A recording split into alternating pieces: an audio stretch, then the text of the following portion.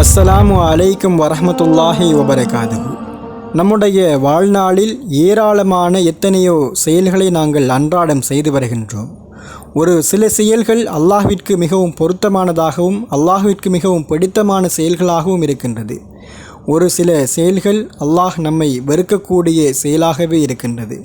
ஆனால் இப்பொழுது நாங்கள் பார்க்கக்கூடிய செயல் நபிகள் நாயகம் ஸல்லல்லாஹு அலைஹி வஸல்லம் அன்னவர்கள் சிறப்பித்து கூறிய முத்தான 3 செயல்கள் பற்றி பார்க்க போகின்றோம். இந்த 3 செயல்களை தன்னுடைய வாழ்நாளில் ஒரு மனிதர் செயற்படுத்தி வருகின்ற போது அல்லாஹு சுப்ஹானஹு வ தஆலா அவருடைய செல்வத்தை அதிகரிக்கின்றான். அதே போல அல்லாஹு சுப்ஹானஹு வ தஆலா அவருடைய கண்ணியத்தையும் அதிகப்படுத்துகின்றான். இது இம்மையில் மட்டுமல்ல மறுமையிலும் தொடரும் என்பதாக குறிப்பிடப்பட்டிருக்கிறது. எனவே அத்தனை பெருமதியான மகத்துவமான நபிகள் நாயகம் ஸல்லல்லாஹு அலைஹி வஸல்லம் அன்னவர்கள் கூறக்கூடிய அந்த 3 முத்தான செயல்கள் பற்றி இப்பொழுது பார்க்கலாம். இது தொடர்பான ஹதீஸ் விவரங்களை அபூ ஹுரைரா ரலியல்லாஹு அன்ஹு அன்னவர்கள் அறிவித்திருக்கின்றார்கள்.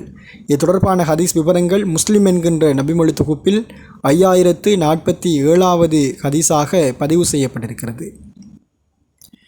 அதாவது நபிகள் நாயகம் ஸல்லல்லாஹு அலைஹி வஸல்லம் அன்னவர்கள் கூறினார்கள், தர்மம் செல்வத்தை குறைப்பதில்லை என்றார்கள்.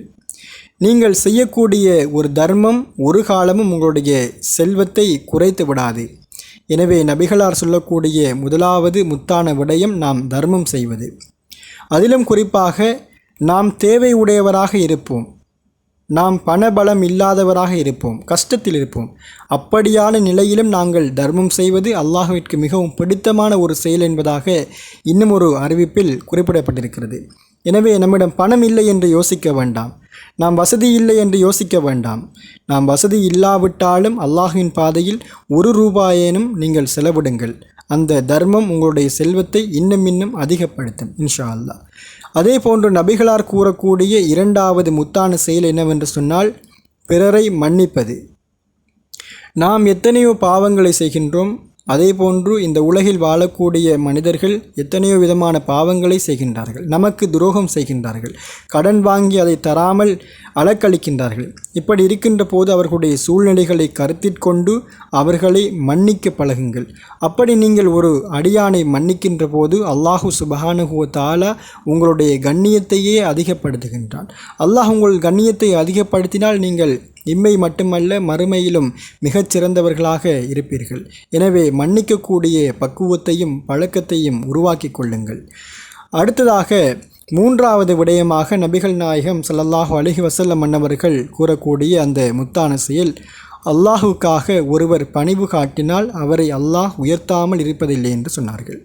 அதாவது அல்லாஹ்விற்காக ஒருவர் பணிவு காட்டுதல், அல்லாஹ்விற்கு பயப்படுதல், அல்லாஹ்விற்கு கட்டுப்படுதல், இப்படியான செயலில் ஈடுபடுகின்ற போது அல்லாஹ் அவரை உயர்த்தி விடுகின்றான், அவருடைய அந்தஸ்தை உயர்த்துகின்றான் என்பதாக கூறியிருக்கின்றார்கள். எனவே இன்ஷா அல்லாஹ் இந்த 3 முத்தான செயல்களையும் நம்முடைய வாழ்நாளில் தொடராக கடைபிடிப்போம்.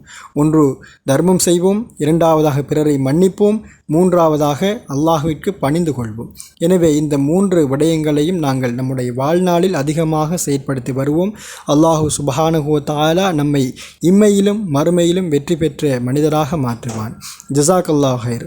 இந்த பகிர்வை இன்ஷா அல்லாஹ் அதிகமான நண்பர்களுக்கு பகிர்ந்து கொள்ளுங்கள். மேலும் பல இஸ்லாமிய தகவல்கள் மற்றும் துஆக்கள் பரிகாரங்களை பெற்றுக்கொள்ள ஆஃபியா தமிழ் இஸ்லாமிக் சேனலை மறக்காமல் சப்ஸ்கிரைப் செய்யுங்கள். அஸ்ஸலாமு அலைக்கும் வரஹ்மத்துல்லாஹி வபரகாதுஹு.